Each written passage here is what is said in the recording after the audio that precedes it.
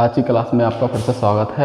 जैसा कि अपनी जो क्लासेस हैं वो रेगुलर चल रही हैं, तो आज का हमारा जो विषय है क्या है, एनटीए यूजीसी नेट का पेपर फर्स्ट से संबंधित जो फर्स्ट यूनिट है टीचिंग एप्टीट्यूड, उसके अंतर्गत एक टॉपिक को लिया गया है आज हमारी इस क्लास में। तो उसका नाम क्या है, अधिगम में उद्दीपन, प्रतिक्रिया, सहचर्य एवं प्रबलन। ठीक, अब ये कैसे समझेंगे इसको हम आगे समझेंगे, अभी देखेंगे टॉपिक क्या है आज का।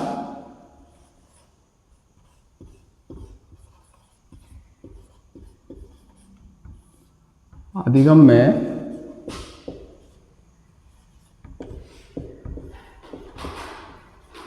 उद्दीपन,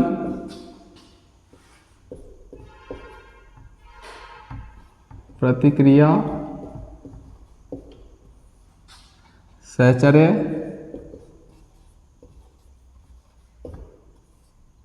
एवं प्रबलन।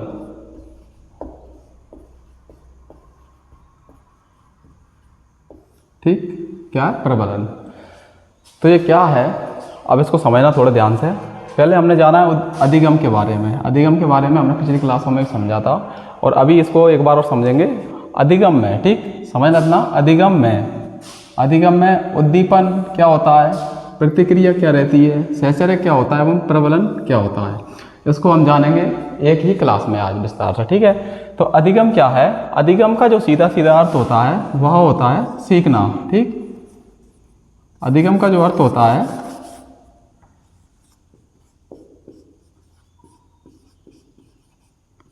अधिगम क्या होता है, सीखना, किसी भी विषय वस्तु के बारे में सीखना। इतना समझ में आया। सीखना जो है, अधिगम को क्या बोला जाता है, सीखना। ठीक, अधिगम का तात्पर्य जो है वो क्या है, सीखने से है। ठीक है, तो शिक्षण जो होता है, जिसको हमने पहले अच्छे से जाना है, शिक्षण जो होता है, शिक्षण प्रक्रिया में अधिगम क्या है, एक महत्वपूर्ण विषय वस्तु होती है, यानी ये घटित होता है अधिगम। ठीक है, किसी शिक्षण में अधिगम जरूर घटित होता है, यानी कि सीखना होता है किसके द्वारा, छात्र के द्वारा। ठीक, छात्र को यह सिखाया जा रहा है, यानी छात्र के अंदर यानी स्टूडेंट के अंदर अधिगम उत्पन्न करना होता है, यानी कि उसको कुछ सिखाना होता है विषय वस्तु के बारे में। ठीक, तो क्या है, अधिगम जो है यानी सीखना जो है, यह एक जन्म से लेकर मृत्यु तक चलने वाली प्रक्रिया होती है। ठीक है, जन्म से लेकर मृत्यु तक चलती है ये क्या प्रक्रिया। तो क्या है, सीखना जो है जन्म से लेकर मृत्यु तक होता है। जैसे बच्चे क्या है, जन्म ले लेते हैं, यानी जन्म लेने के पश्चात ही क्या है, वह सीखना प्रारंभ कर देते हैं। क्या है, माता पिता के द्वारा भाषा सीखते हैं, है ना, उनके हाव भाव देखते हैं तो उनके द्वारा अनुकरण करके सीखते हैं। ठीक, तो इस प्रकार से क्या है, धीरे धीरे बच्चा चलना भी सीखता है ना, चलना, दौड़ना, बोलना, सब चीज़ सीखता है। इस तरह से वह क्या है, स्टार्टिंग में तो जो होता है शुरुआती दौर जो होता है, यानी बालक का बचपन से जन्म से लेकर जो शुरुआती दौर होता है, बाल्यावस्था से बोला जाता है, उसमें अधिकांश क्या है, व्यक्ति जो है एक शारीरिक रूप से सीखता है कहीं ना कहीं, है ना, कुछ व्यवहार सीखता है, जैसे चलना फिरना सीखता है, भाषा सीखता है, बोलना सीख जाता है ना, कुछ उच्चारण करना सीख जाता है भाषा का। ऐसा इस तरह से वो क्या है, ऐसी कुछ प्रत्यक्ष चीज़ें हैं जो हमें देखने को मिलती हैं, वो अधिकांश यहाँ पर सीखने को हमें दिखती हैं, जो सीख रहा होता है वो। और इसके आगे जो है वह क्या सीखता है, कोई ज्ञान संबंधित कौशल और कुछ ज्ञान, नए विषय वस्तुओं का ज्ञान आगे सीखता है। तो इस तरह से क्या है कि हमेशा निरंतर क्या है, कोई व्यक्ति या बालक जन्म से लेकर मृत्यु तक क्या सीखता है। तो ये क्या है, अधिगम जो है वो क्या है, जन्म से लेकर मृत्यु तक चलता है। ठीक, तो जन्म से लेकर मृत्यु तक चलता है, तो यानी कि एक जो व्यक्ति है, समझिए, ठीक है, एक जो व्यक्ति है वह अपने संपूर्ण जीवन में सीख रहा है, यानी पूरे जीवन में सीख रहा है। तो संपूर्ण जीवन में जब वो सीख रहा है तो उसका जीवन उसके लिए बहुत बड़ा है, उससे बड़ा उसके लिए कुछ है ही नहीं है। क्यों नहीं है, क्योंकि जीवन है तो सब कुछ है, और जीवन ही नहीं है तो कुछ चीज़ ही नहीं है उसके लिए। तो ये क्या है, ये प्रक्रिया जो है जीवन अधिगम की, यानी सीखना जो है जन्म से लेकर मृत्यु तक चलता है। तो ये क्या है, एक व्यापक क्षेत्र पर चलती है। व्यापक का मतलब होता है बड़ा। ठीक, व्यापक मतलब बड़ा और संकुचित यानी छोटा, जो हमने आप पहले पढ़ा है, समझा है। ठीक, तो ये क्या है, एक व्यापक रूप में चलने वाली प्रक्रिया, और ये बहुत ही महत्वपूर्ण होती है। अब महत्वपूर्ण कैसे होती है ये, तो क्या है कि जब बालक कुछ सीखेगा ही नहीं तो लाइफ में आगे कैसे, मतलब अपने जीवन को कैसे आप व्यतीत कर पाएगा। ठीक है, मान लीजिए अगर बच्चा जन्म के पश्चात बोलना नहीं सीखेगा, ठीक, बोलना नहीं सीखेगा, चलना नहीं सीखेगा, है ना, कुछ बात करना नहीं सीखेगा, तो या कुछ भाषा का उसे ज्ञान नहीं मिलेगा या कुछ ज्ञान की प्राप्ति नहीं होगी, कुछ हाव भाव नहीं सीखेगा, तो वो क्या है कि अपने जीवन को आसानी से व्यतीत कर सकेगा? नहीं कर सकेगा ना। क्यों? क्योंकि जब वो कुछ सीखा ही नहीं है तो समाज में किस तरह से अपने आप को समावेश कर पाएगा, यानी कि सामंजस्य बैठा पाएगा अपना स्वयं का, तो नहीं हो पाएगा। तो इसलिए क्या है, यह बहुत ही अधिगम जो है बहुत ही महत्वपूर्ण प्रक्रिया भी है। ठीक है, तो क्या है, इसको हम मुख्य बिंदुओं में नोट करेंगे। अधिगम जो है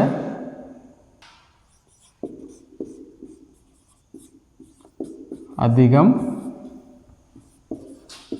व्यापक एवं महत्वपूर्ण प्रक्रिया है। ठीक,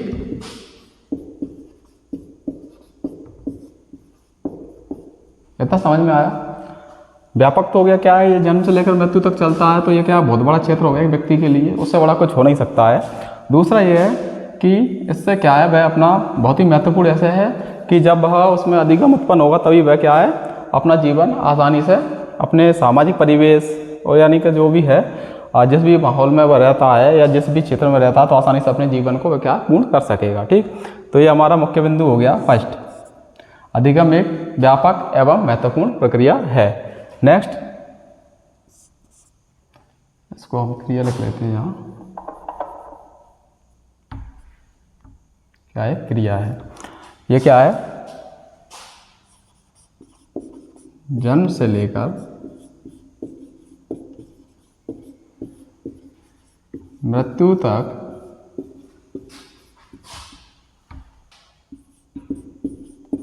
सदैव सीखता है। ठीक, ये हमने जान लिया, जन्म से लेकर मृत्यु तक सीखता है। ठीक है, क्या क्या सीखता है इसके अंतर्गत? भाषा, कौशल, भाषा सीख रहा है। ठीक है, कौशल सीखता है, यानी किसी कार्य करने की एक कला है ना, जो प्रत्येक व्यक्ति में अलग अलग हो सकती है, कुछ अलग अलग यानी कि थोड़ा बहुत हटके हो सकती है। और दूसरा, भाव भंगिमाएं। भाव भंगिमाएं क्या है कि जो किसी भी बात या किसी भी घटना के दौरान किसी भी कुछ महत्वपूर्ण बात या कुछ घटनाओं के दौरान व्यक्ति के चेहरे पर जो उदासी है ना या प्रसन्नता जो देखने को मिलती है, ठीक, तो ये क्या होता है, उसके भाव भंगिमा हो जाती है। आदत,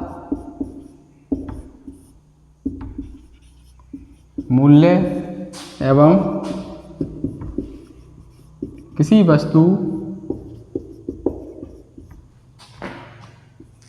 के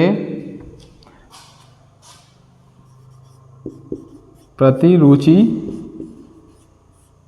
या अरुचि, यानी विभिन्न अर्थों को समझते हैं।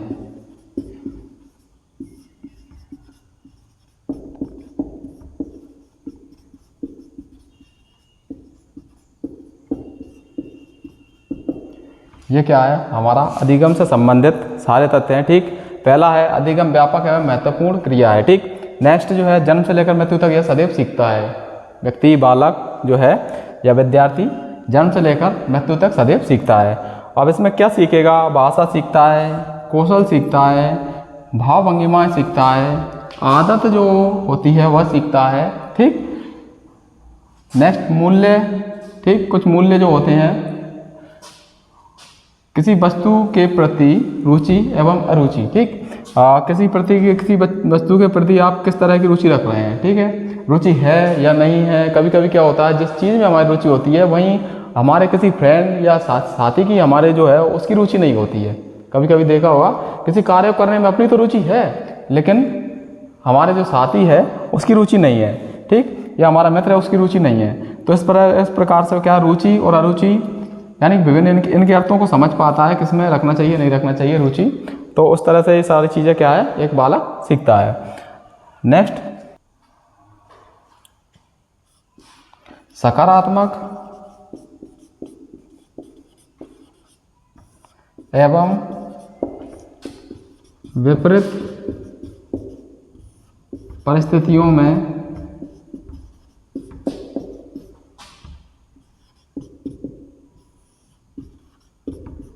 सामंजस्य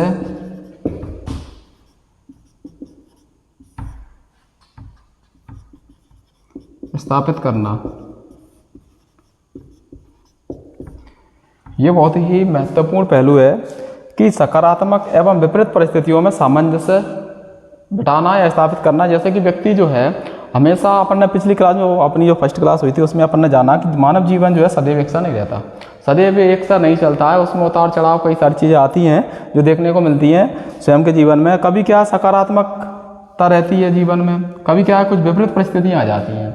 अब ऐसा तो है नहीं है, सकारात्मक है तो बहुत ज़्यादा हम अति से ज़्यादा एक दायरे ज़्यादा प्रसन्नता भी महसूस करें कि उसका कुछ नेगेटिव परिणाम सामने आ जाए, ठीक। या फिर हम जो विपरीत परिस्थितियां हैं, यानी कि विपरीत परिस्थितियां से जब हम गुजरते हैं, जीवन में ऐसी स्थितियां परिस्थितियां बन जाती हैं क्या विपरीत, तो ऐसा तो है नहीं है कि हम उसी पर निर्भर होकर बैठ जाएं या विपरीत परिस्थितियों को देखते हुए ही अपने जीवन को निरर्थक मानने लगें, ऐसा भी नहीं होना चाहिए। तो क्या है, यहाँ सामंजस्य बिठाने की बात चले। सामंजस्य क्या होता है कि अच्छी और बुरी परिस्थिति कैसी है, जहाँ सकारात्मक या विपरीत परिस्थितियाँ बनती रहती हैं, आती जाती हैं, उनका क्या है अपने जीवन पर बहुत ज़्यादा प्रभाव नहीं पड़ना चाहिए। तो क्या है, यहाँ सामंजस्य बिठाना चाहिए इनमें। अच्छा समय आया तो उससे भी थोड़ा अच्छा सामंजस्य अपने आप को उस हिसाब से डाल के चलना चाहिए। और जब विपरीत परिस्थितियाँ आ जाती हैं, है ना, विपरीत नेगेटिव परिस्थितियाँ जब आ जाती हैं तो उनमें भी अपने आप को सामंजस्य बिठाना यहाँ होता है, ठीक। यानी बिठाने की बात चल रही है। तो क्या है, विपरीत परिस्थितियों में भी अपने आप को उस तरीके से ढाल लेना चाहिए कि हम इस समय को आसानी से काट लें, ठीक। और इसके बाद क्या है, जीवन जो है आसानी से निरंतर आगे चलता रहे, ठीक है। सामंजस्य हो गया।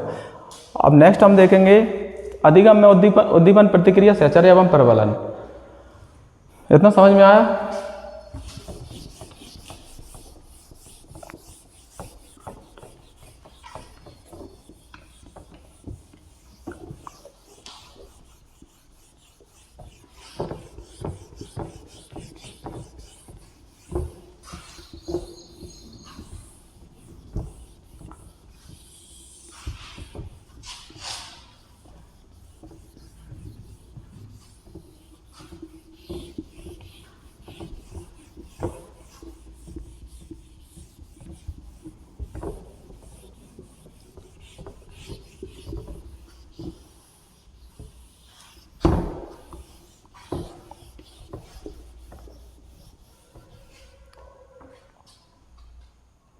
अब एक उदाहरण से हम समझेंगे कि उद्दीपन क्या होता है, प्रतिक्रिया, सहचर्य एवं प्रबलन क्या है, ठीक है।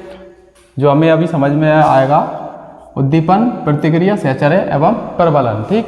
अब जैसे मान लीजिए अभी आपके पास एक एप्पल है, ठीक है। क्या है? एप्पल। यानी ये एप्पल का एक चित्र हमने यहाँ बनाने का थोड़ा प्रयास किया है। ये क्या है? एप्पल।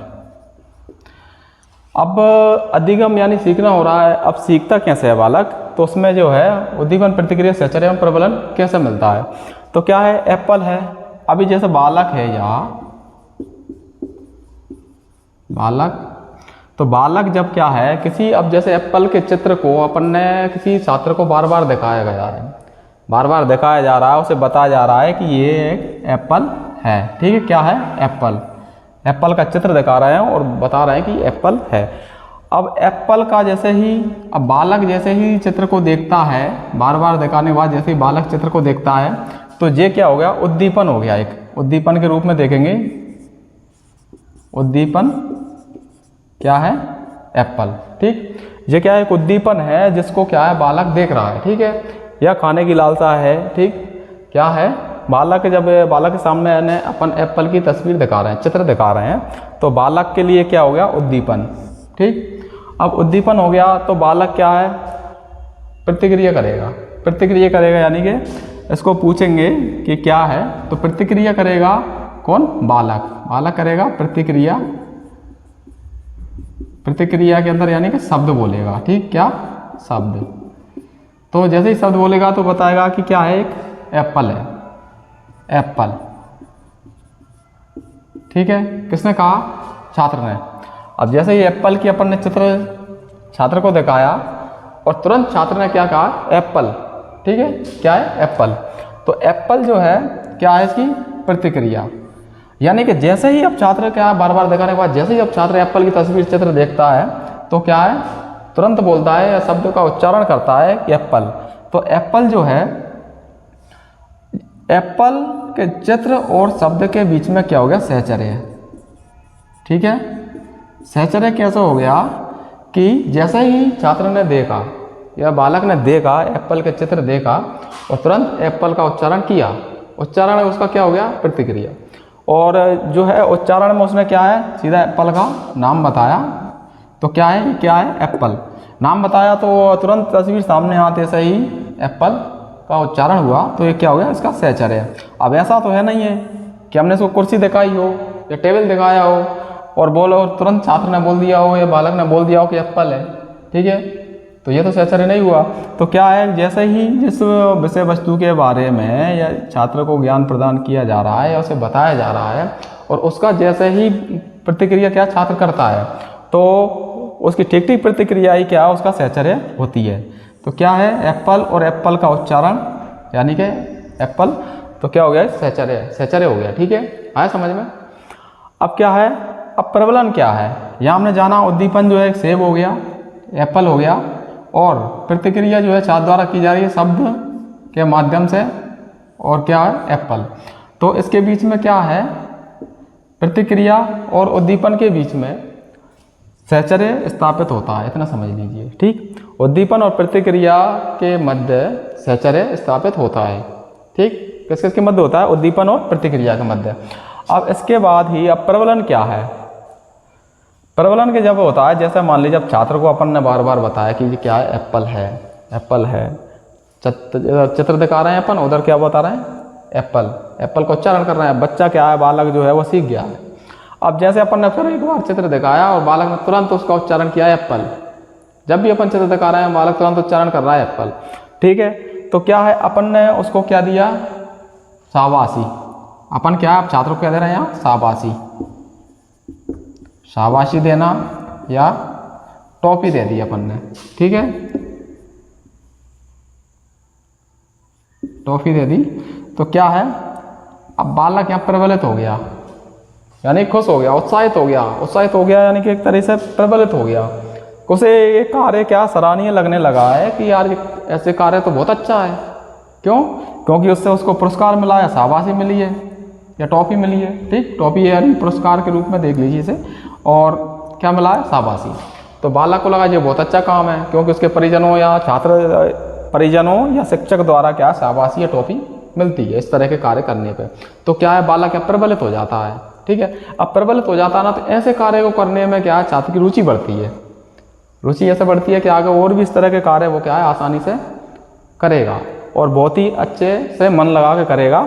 तो इसलिए क्या है, छात्र को प्रबलित किया जाता है शाबाशी या टॉफी देकर, इस तरह से। ठीक है, इतना समझ में आया। सहचर्य क्या है, उद्दीपन है वो क्या है, सेब है, और प्रतिक्रिया जो है वह क्या है, उच्चारण है, उच्चारण है, उच्चारण क्या, एप्पल का। अब एप्पल का उच्चारण जो है प्रतिक्रिया, उद्दीपन और प्रतिक्रिया के मध्य क्या हो गया, सहचर्य स्थापित। ठीक है, जो सहचर्य हो गया। और टॉफी या शाबाशी देना छात्र को, ठीक है, सही कार्य करने पर, तो क्या हो गया, शाबाशी या टॉफी देना प्रबलन। ठीक है, इतना समझ में आया। तो आज के हमारे जो विषय में हमने सीखा अधिगम, अधिगम में उद्दीपन, प्रतिक्रिया एवं सहचर्य। ठीक है, आया समझ में। अभी हमने जैसे प्रबलन को जाना, प्रबलन क्या होता है, प्रबलन जो होता है, प्रबलन के बारे में हम थोड़ा सा और विस्तार से चर्चा करेंगे। क्या है प्रबलन, प्रबलन जो है यानी कि पुरस्कार देना। अभी हमने जाना था पुरस्कार देना। अगर छात्र को जब हम पुरस्कार दे रहे हैं, ठीक, यानी बालक को जब हम पुरस्कार दिया जा रहा है किसी कार्य को करने पर, उचित कार्य करने पर, तो क्या हो गया, सकारात्मक प्रबलन, सकारात्मक प्रबलन। ठीक, सकारात्मक प्रबलन क्या है कि बालक उत्साहित हो जाता है सकारात्मक प्रबलन से। ठीक, पुरस्कार दे दिया तो बालक क्या है, बालक को सकारात्मक प्रबलन मिला, यानी कि ऐसे कार्य करने की इसकी बार बार इच्छा होगी और वह ऐसे इस तरह से उचित कार्य बार बार करेगा। ठीक, नेक्स्ट है अवरोध पैदा करना,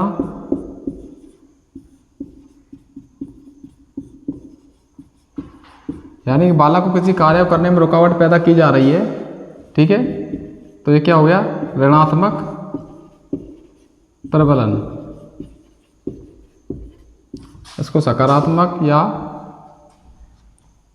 धनात्मक भी बोलते हैं, ठीक है।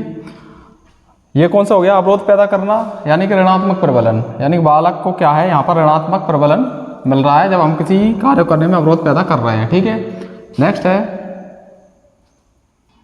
दंड देना,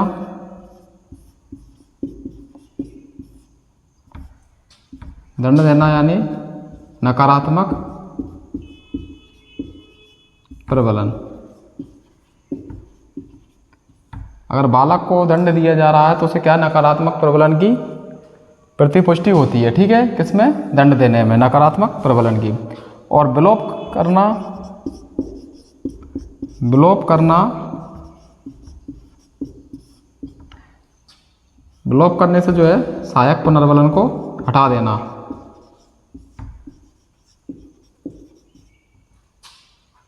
सहायक प्रबलन को हटा देना,